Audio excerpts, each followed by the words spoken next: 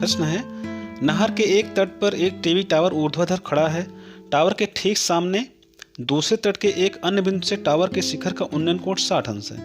इसी तट पर इस बिंदु से 20 मीटर दूर इस बिंदु को मीनार के पाद से मिलाने वाली रेखा पर स्थित एक अन्य बिंदु से टावर के शिखर का उन्नयन कोण 30 अंश है। टावर की ऊंचाई और नहर की चौड़ाई ज्ञात कीजिए।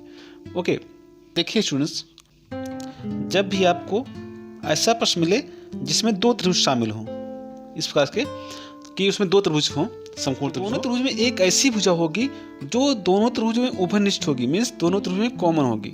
आप इसमें जैसे देखें कि जो ए बी भुजा है वो त्रिभुज ए बी सी में भी है और त्रिभुज इसमें ए बी डी में भी, मतलब 30 अंश वाले त्रिभुज में भी है और 60 अंश वाले त्रिभुज में भी है। कौन सी भुजा?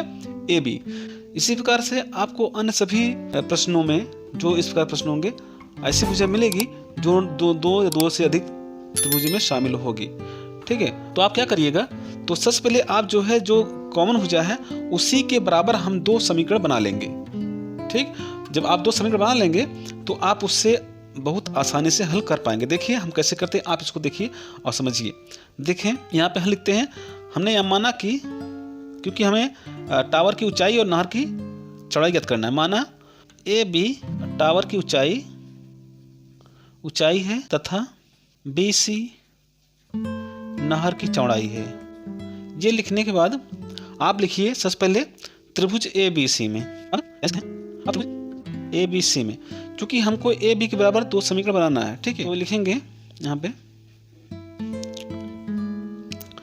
लिखेंगे। अब चूंकि देखिए त्रिभुज ए बी सी में कोण भी समकोण है तो हमें जो है tan 60 लगाना है। स्टूडेंट से आपको यहाँ पे थोड़ी सी दिक्कत ये होती होगी, कहाँ पे tan लगता है कहाँ पे sin लगता है। उसमें ये है कि जैसे देखिए, जैसे हमें इस त्रिभुज में देखिए ये लंब हुआ, ये आधार हुआ।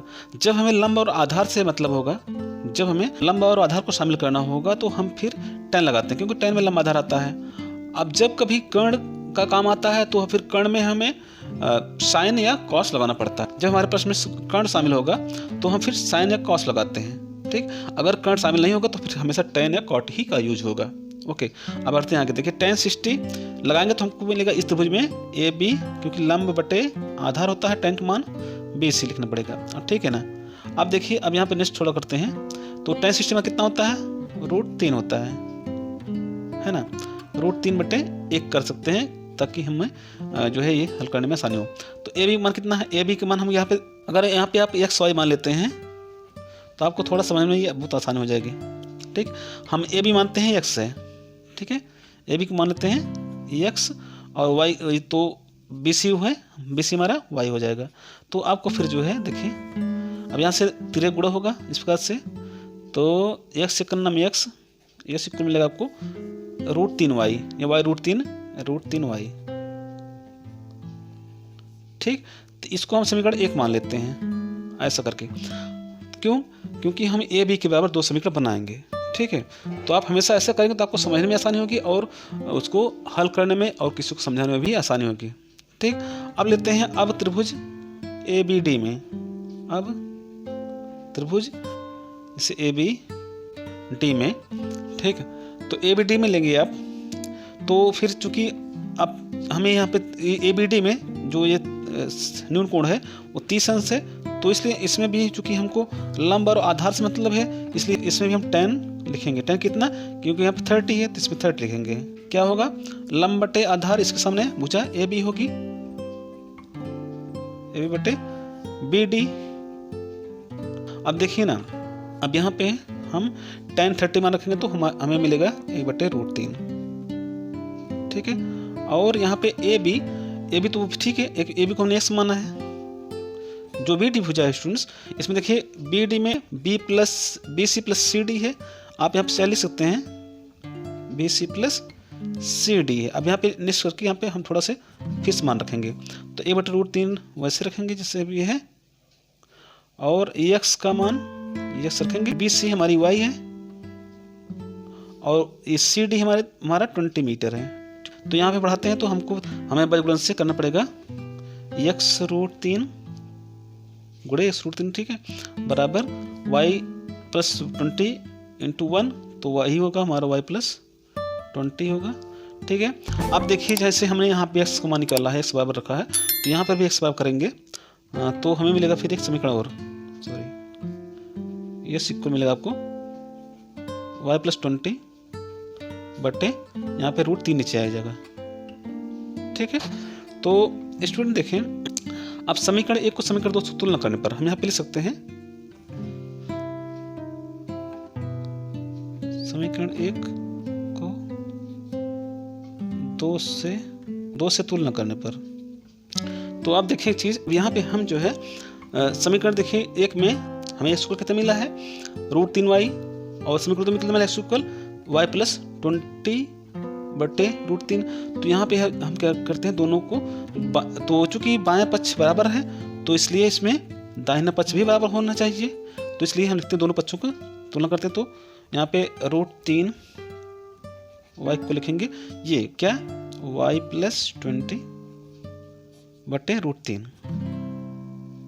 ठीक। अब यहाँ देखें, इसको हम यहाँ से नेक्स्ट करते हैं, यहाँ बटे करके गुणा करते हैं इसलिए।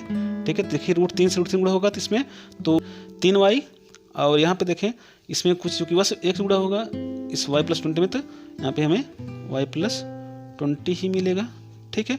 तो यहाँ फिर देखें नेक्स्ट करते हैं यहाँ से, तो y इक्वल के सॉरी 3y, यहाँ पे y 1 है तो इसको करेंगे पक्षांतर इधर लाएंगे, बाएं पक्ष में y माइनस हो जाएगा, तो यहाँ पे मिलेगा हमको 20। तो यहाँ बढ़ाते नेक्स्ट, तो देखिए 2y, 3y से घटेगा 1y, तो मिलेगा हमको 2y इक्वल 20। अब है ना ये हुआ। अब तो फिर मिल जाता है हमको फिर y इक्वल मिलता है 20 बटे 2, 2 दामा 20, 10 मिला। ठीक है। तो मतलब कि नहर चौड़ाई बराबर 10 मीटर। तो अब देखिए y का मान रखते हैं समीकरण 1 में, समीकरण 1 से रखने पर तो आपको देखिए फिर x इक्वल कितना मिल जाएगा, x इक्वल √3y है ना, y में कितना है 10 है, तो √3 × 10 मतलब 10 √3, मतलब 10 √3 आपको मिल जाता है। क्या ये नहर, ये टावर की ऊंचाई हो गई, क्योंकि यक्स हमने देखिए यक्स माना है ए बी बराबर। अब यहाँ पे आपका आंसर आ चुका है। ठीक है। आप कह सकते हैं अतः नहर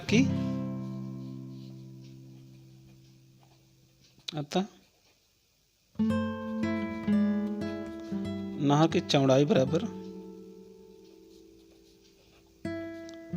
10 मीटर और टावर की ऊंचाई बराबर 10 √3 मीटर, 10 √3 मीटर। ठीक। तो ये हुआ आपका बच्चों आंसर। ठीक है। तो स्टूडेंट्स, अगर आपको हमारा वीडियो पसंद आया तो प्लीज़ हमारे चैनल को सब्सक्राइब करें और बेल आइकन को प्रेस करना न भूलें, जिससे कि आने वाले वीडियो को नोटिफिकेशन आपको हमेशा मिलता रहे। तो मिलते हैं आपको अगले वीडियो में, तब तक के लिए जय हिंद, वंदे मातरम।